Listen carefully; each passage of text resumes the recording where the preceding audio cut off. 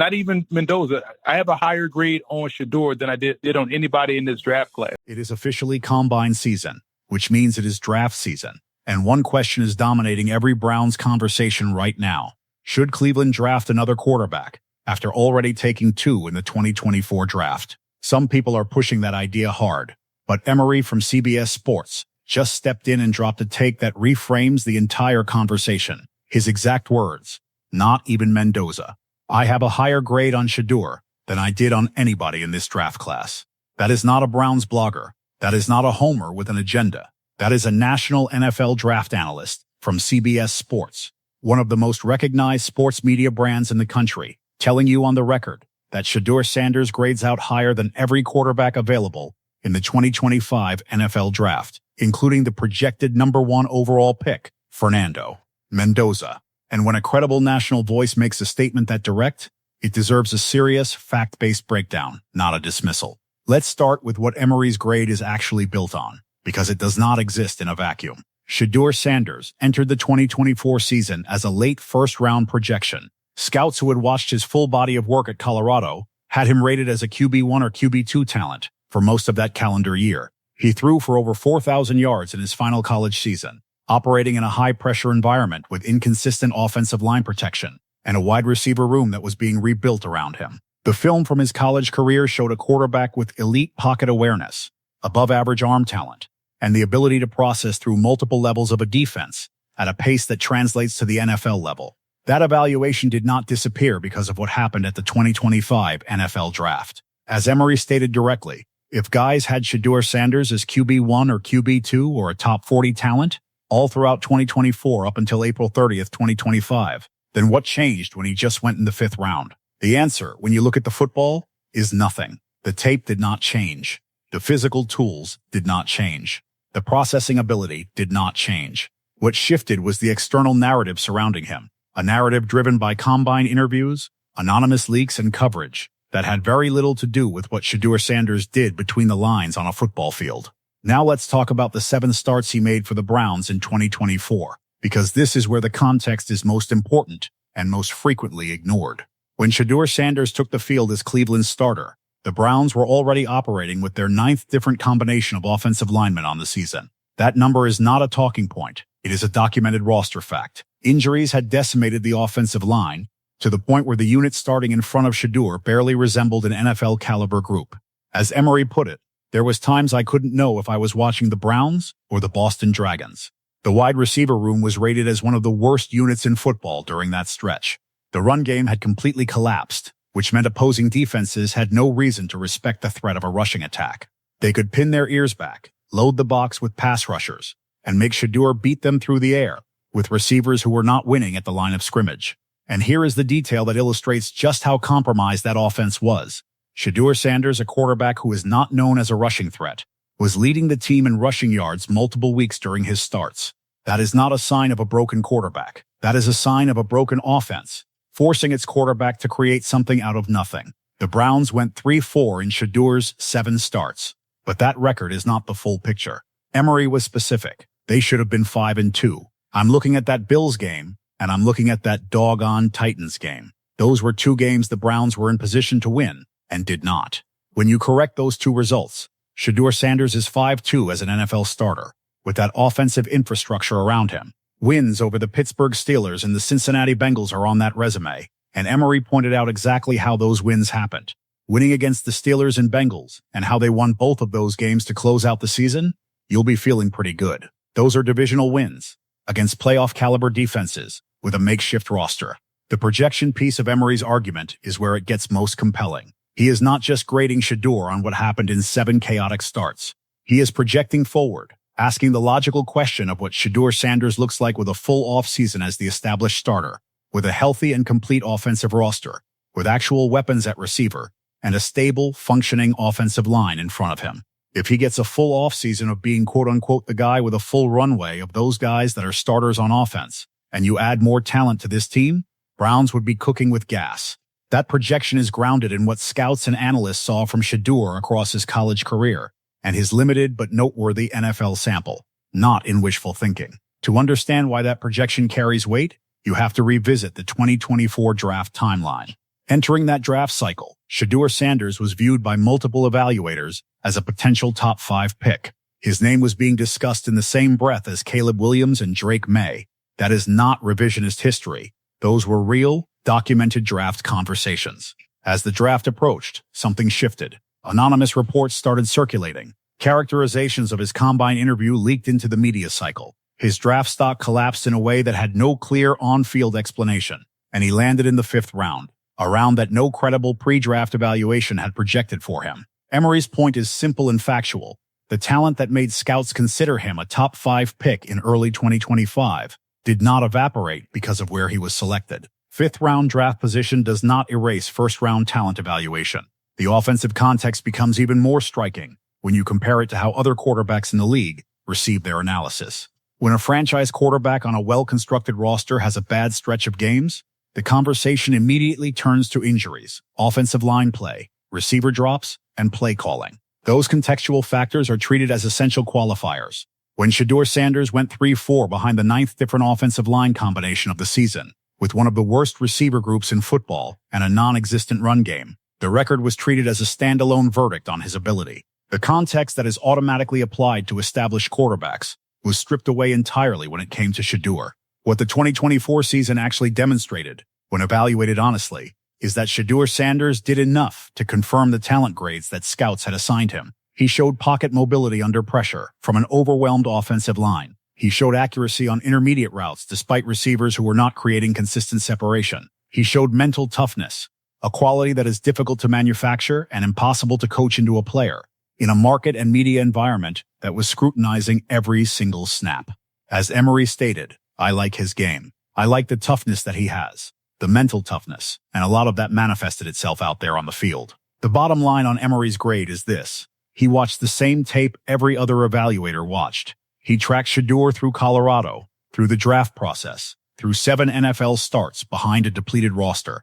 And after all of that, his professional assessment is that Shedeur Sanders grades out higher than every quarterback in the 2025 draft class, including the man projected to go number 1 overall. That grade is built on film, on context, and on a projection of what Shedeur can do when the infrastructure around him actually matches the level he is being asked to perform at.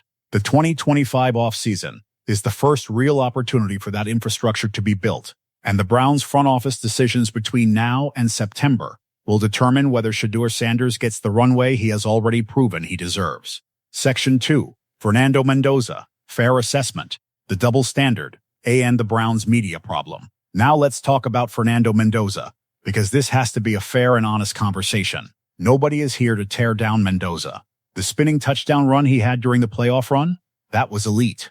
The man is a baller. But the full picture of how he arrived at the top of this draft class, what surrounded him at Indiana, and how his situation compares to Shedeur Sanders deserves a complete, fact-based breakdown, not a surface-level hype cycle. Let's start with the timeline of Mendoza's emergence, because it is critical context. At the beginning of the 2024 college football season, the names dominating the 2025 NFL draft quarterback conversation were Garrett Nussmeier, Carson Beck, Arch Manning, and Cam Ward. Fernando Mendoza was not in that conversation. He was the backup quarterback at the University of California, competing behind Cam Ward in the AC. He was not a name that general NFL draft audiences were tracking. As Emery stated plainly, nobody mentioned Mendoza until all those other dudes that I just named flamed out. That is a factual account of how this draft class developed. Not a criticism of Mendoza's talent, but an honest record of the sequence of events that put him under the national spotlight. When Cam Ward transferred and those other high-profile prospects either underperformed or removed themselves from draft consideration, Mendoza transferred to Indiana and inherited one of the most talented rosters in college football. And he performed well, but the environment he performed in cannot be separated from the evaluation of his performance. And that environment was exceptional by any college football standard. The Indiana Hoosiers under Curt Cignetti in 2024 were one of the most veteran-heavy rosters in the entire sport. Their average roster age was approximately 22 years old, and the NFL's average roster age sits at roughly 24. That means Indiana was operating with a college football team that was only 2 years younger than the average professional NFL roster.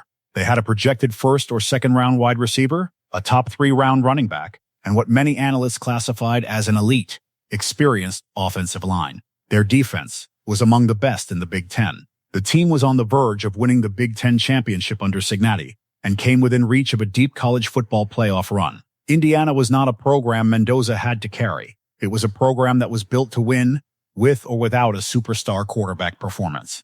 Now here is the concrete statistical reality that does not get enough attention in the Mendoza conversation. Fernando Mendoza's statistics in 2024 were actually worse than Shedeur Sanders' college numbers, and Shedeur produced those numbers behind inconsistent offensive line protection with a rebuilding receiver group at Colorado. That is not an opinion. That is a direct statistical comparison between two quarterbacks, one of whom had a complete veteran roster around him, and one of whom was operating in a far more difficult environment. When the supporting cast is that dramatically different, and the statistics still favor the quarterback who had less help, that is a data point that matters in any serious draft evaluation. Emory's assessment of Mendoza was measured, professional, and honest. He compared Mendoza to a little bit more athletic version of Jared Goff. That is a legitimate NFL starter comparison. Jared Goff has won games in this league, has been to a Super Bowl, and is a functional starting quarterback. But that comparison also comes with an important qualifier. Goff's success has always been heavily dependent on the offensive system and talent around him. His best football came under Sean McVay with an elite supporting cast in Los Angeles. His resurgence in Detroit came with one of the best offensive rosters in the NFC. The comparison Emory is drawing is not accidental. It is a projection of what Mendoza will likely need to replicate his college success at the professional level. Emory went further, stating, "I think he's more of a second-round talent. Now, that doesn't mean he can't go in round 1, or in this case, the number 1 overall pick. But you're going to need a lot around him for him to have the same success he had at Indiana." That is the most important sentence in the entire Mendoza evaluation. A talent grade of second round does not disqualify a player from being selected first overall. Draft position is determined by team need and roster construction as much as pure talent.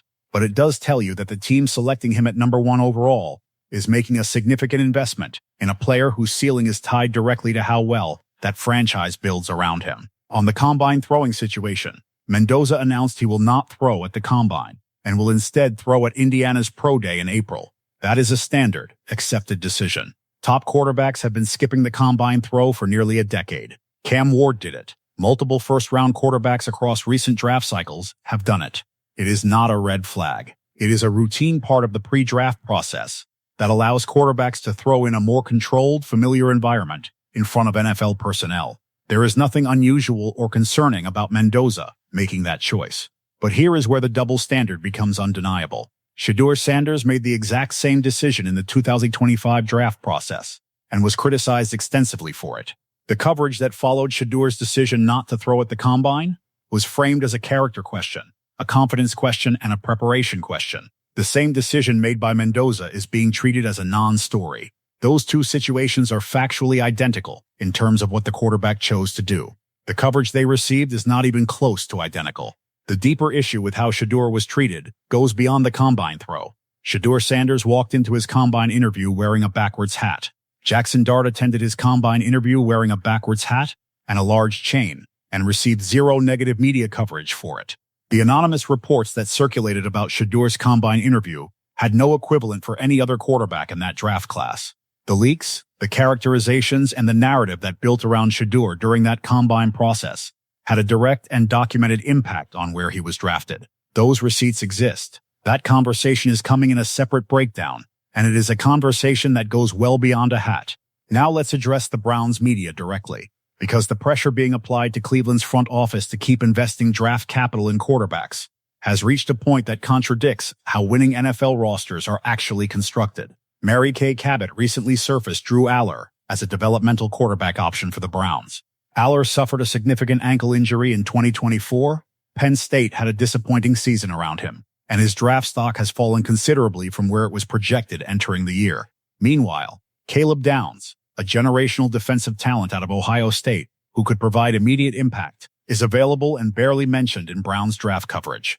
The disconnect between what this roster actually needs and what is being discussed in local media is significant. Mike Renner of CBS Draft pushed further, publicly suggesting the Browns take a chance on Ty Simpson, stating from weeks 2 to 8, he looked like a franchise quarterback prospect. I would take the risk. A portion of a college season is the documented basis for that recommendation. Ty Simpson has legitimate physical tools, Good arm, good athleticism, real upside. But projecting those tools onto a franchise that has no time to run a developmental quarterback experiment is a misread of where Cleveland actually is.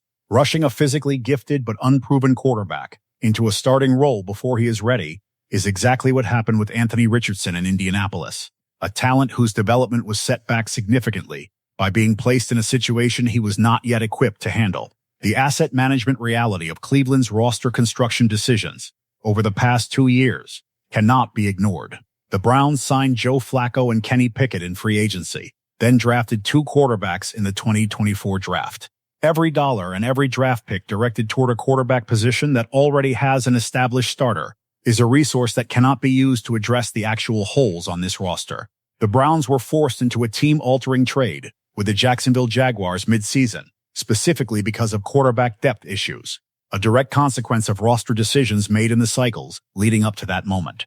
The interior defensive line depth cost them games. The offensive infrastructure around Shedeur was so compromised that the quarterback himself was leading the team in rushing yards. The entire Browns offensive line is currently unsigned, a situation that reportedly has not occurred since 2003. Emery's prescription for this offseason was direct and specific. Build around Shedeur through the offensive line and skill positions, and add defensive depth. He named Monroe Freeling of Georgia as a legitimate offensive line target at pick 24, and Francis Mauigwa of Miami as a versatile lineman capable of playing tackle or kicking inside. Those are the investments that give Shedeur Sanders the runway Emery described. Those are the moves that turn a 3-4 record into the 5-2 record it should have been. Quarterbacks do not fix broken rosters. Complete roster construction fixes broken rosters. And right now, the Browns are one more quarterback draft pick away from proving they have not learned that lesson.